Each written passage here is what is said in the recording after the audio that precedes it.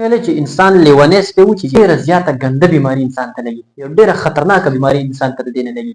د دې لیوني سپي په خوله کې یو قسم جراثیم دی ریبیز. لیوني سپي د چیچلو ته ویل کېږي ډاګز بایټ یا ریبیز.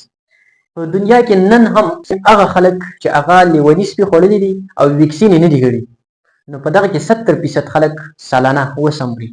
نو د لیوني سپي د خوراک نه وروسته ضروري دا ده چې انسان ویکسین خامخا وکړي. که چېرته انسان ویکسین وکړي نو دا انسان 100% سیف شو، محفوظه شو. خو که چېرته د انسان لیوني سپي وخوړل او د ویکسین ونه کړل، نو تاسو ته ما وویل په دنیا کې هغه خلک چې هغه لیونو سپو خوړلي دي او د ویکسین نه دي کړي، نو 70% خلک سالانه اوس هم د دې لیونو سپو د خوراک له وجې مري. نو په کار دا ده چې دی خامخا ویکسین وکړي. ډېر دا سوچ نه کوي چې یاره دا لیونی سپی و که نه و، څه پته لګي د دغه سپي په خوله کې دغه ریبیز چې کوم جراثیم دي دا موجود دي. نو کله چې داسې حالات راشي، خدا نه خواسته یو انسان دی هغه سپي وخوړلو، نو په کار دا ده چې دی فورا هسپتال ته لاړ شي. دته یو قسم ویکسین کېږي، هغه ته ویلی کېږي اینټي ریبیز ویکسین. دغه اینټي ریبیز ویکسین چې کله انسان وکړي د انسان محفوظه شي.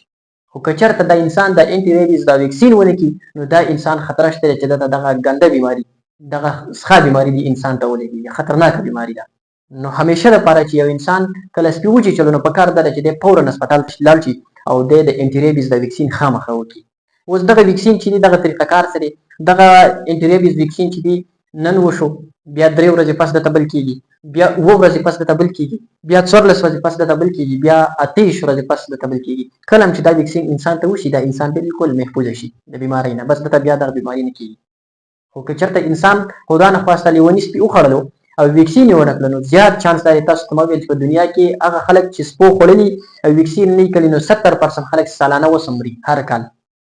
نو کله چې داسې حالات راشي، یو انسان د سپي وخوړلو ویچیچلو، نو دی دا سوچ نه کوي چې دا سپی روغ و یا لیونی و. دا څه پته لګي کېدای شي د ده په خوله کې دغه د لیوني سپي جراثیم موجود وي، نو فورا ځان هسپتال ته رسول دي او ویکسین کول دي.